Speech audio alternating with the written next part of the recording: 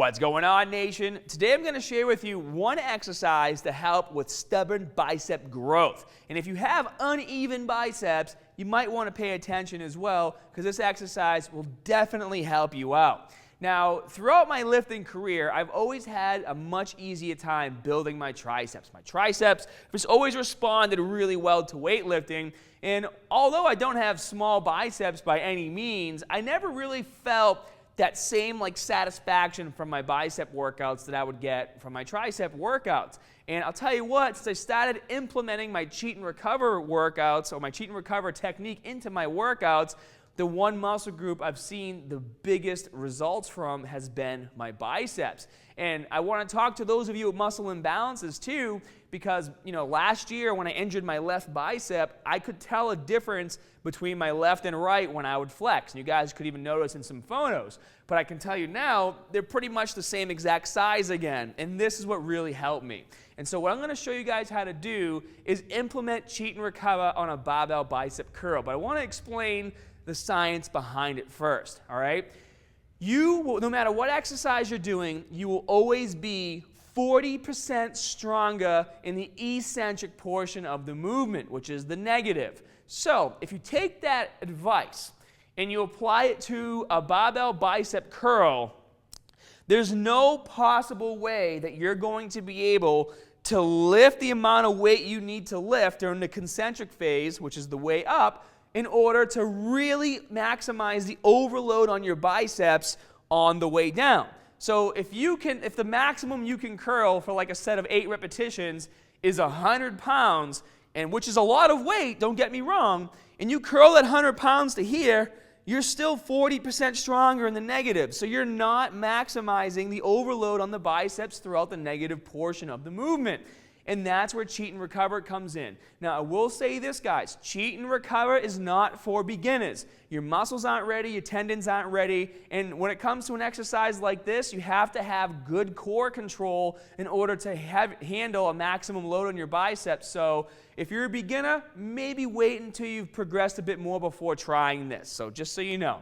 Now, on a bicep curl, if we're going to maximize the exercise for bicep growth, I want you guys to get a neutral grip on the barbell. And obviously, guys, the reason why we're using a barbell bicep curl for this is because I'm using, obviously, a bar. I can place as much power into that bar as possible. If I was using dumbbells, I wouldn't be able to lift as much weight, obviously, because doing one at a time is a lot harder to do. So what you're going to do is utilize a bit of momentum to help push through the concentric phase of the movement. And I'm not talking getting super sloppy and going like this. I'm just talking a little bit of momentum just to kind of bring that weight up. And then once you get the weight up, guys, you don't immediately drop it down. You get yourself into place. You take in a breath through your nose. You get your core as tight as you can. You get those biceps flexed. And then you control the negative on the way down. And all you need is a 2-second negative. So that would be 1 repetition.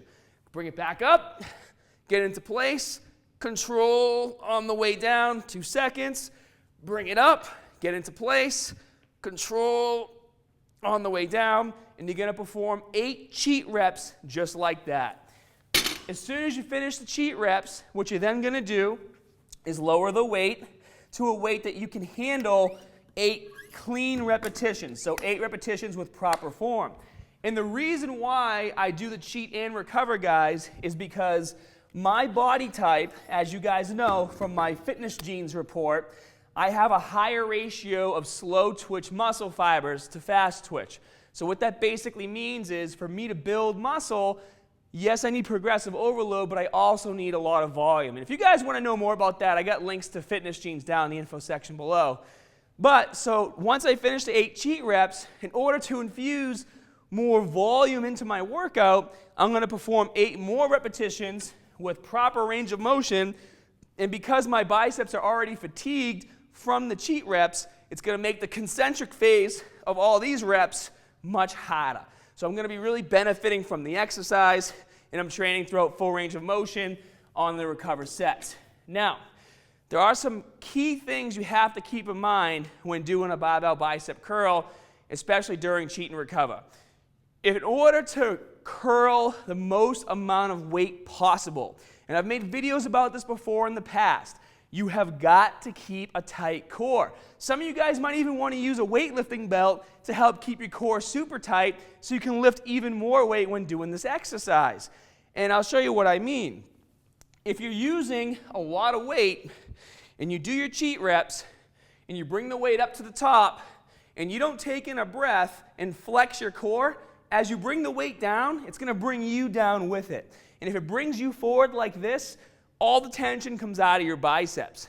Also, keep in mind, guys, we're not doing drag curls here, okay? A drag curl is when your elbows get pushed back and you come up your body like this. And they're a much harder exercise to do. So you wouldn't be using as much weight. We're doing a standard barbell curl, so when you lower that weight, you have got to keep your elbows in line with your hips or slightly in front as you come down like that. So it's almost like I'm lowering the barbell away from my body as I do the curl. So I'm not doing this. I'm bringing it up and I'm lowering it away from my body, which is much harder to do and places a lot more stress on the biceps.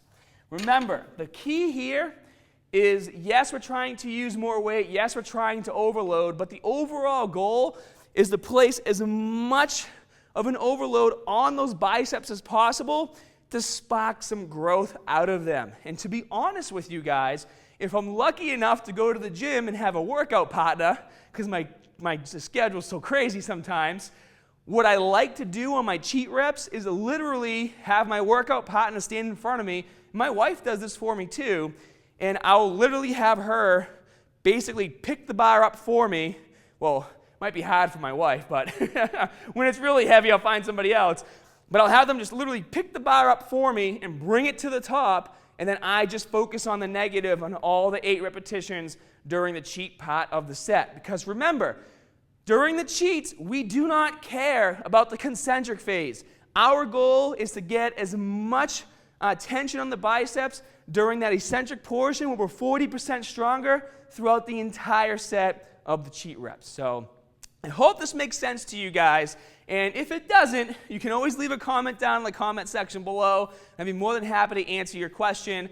And yes, I do have my program coming for Cheat and Recover. You will see this exercise there, as well as other exercises to help you really fully maximize the overload on the eccentric portions of all the movements that you're doing.